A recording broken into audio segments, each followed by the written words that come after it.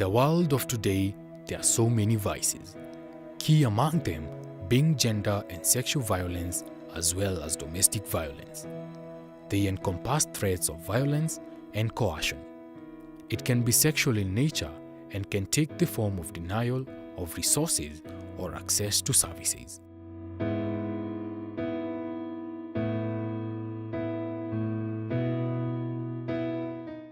It inflicts harm on women, girls, men, and boys. Individuals, as well as public and private institutions, have teamed up to help survivors of gender sexual violence as well as domestic violence. One of them being Nairobi Women's Hospital, which was founded in 2001 by Dr. Sam Thenya. It has various branches, but our focus is on the Ongata Rongai branch. At the hospital premises, we find a huge signboard stating with passion, "We deliver." But even more captivating is the signboard with initials GVRC. It directs us to the 6th floor of the building by lifts. It started in the year 2001 alongside Nairobi Women's Hospital, having been an idea that was born out of our former group CEO, Dr. Sam Thenya. Before he started Nairobi Women's Hospital and GVRC, he was working in a top private hospital in Nairobi, where in one of his night duties, he came across this lady who had been gang raped and just came in for medical treatment and just first aid because she was bleeding, she'd been robbed, and she didn't have anything on her. So basically, she was denied treatment, and he came across her in one of the corridors crying. So when he probed to find out what was the problem, she explained to him that she had been gang raped, and the thugs had made away with everything that she had, including her insurance card, and so she could not get treatment, and so she requested him to assist. So when he approached the management, this is the feedback he got: if you want to give free treatment, go open your own hospital. So that is basically how the idea of having a recovery center where survivors of GBV survivors are helped for free was born. So then in the year 2001, he started Nairobi Women's Hospital, which was obviously profit-making hospital. But then there was this aspect of Nairobi Women's Hospital where all survivors of gender-based violence would get free treatment.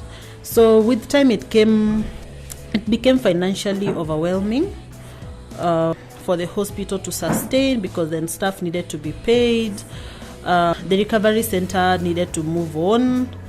Basically necessitated that it's structured differently from the hospital, such that it could enable fundraising, advocacy, and reaching out for basically partners to help, and that's how GVRC was born.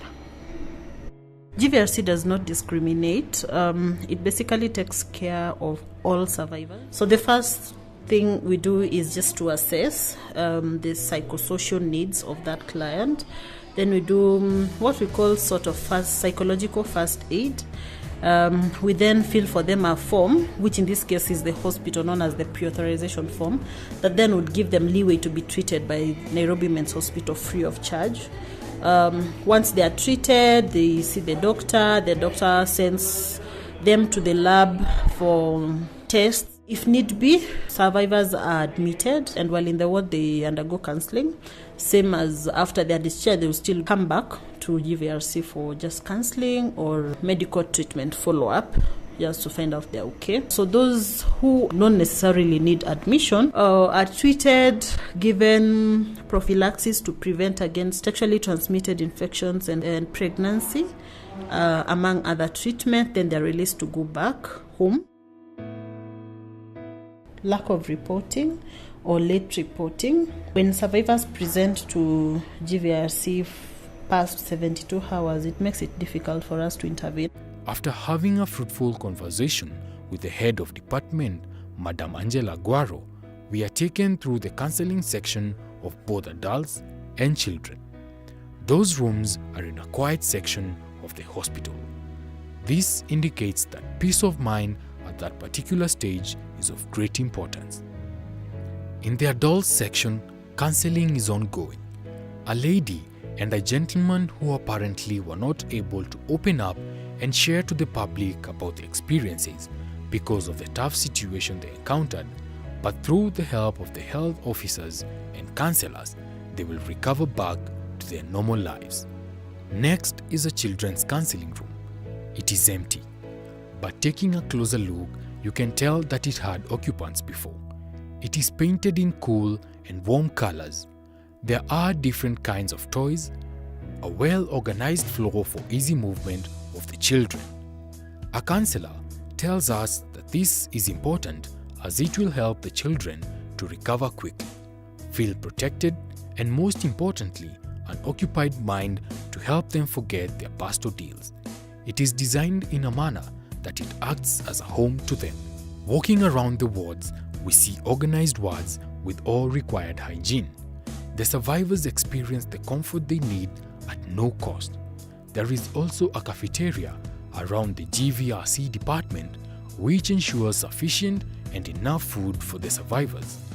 There is an ambulance which facilitates transport in case of any emergency referrals. Through Nairobi Women's Hospital, broken lives have been rebuilt and survivors have been able to move on with their lives. Just like Dr. Sam Denya, many other individuals and institutions can embrace the noble initiative so as to help in the fight against gender sexual violence as well as domestic violence.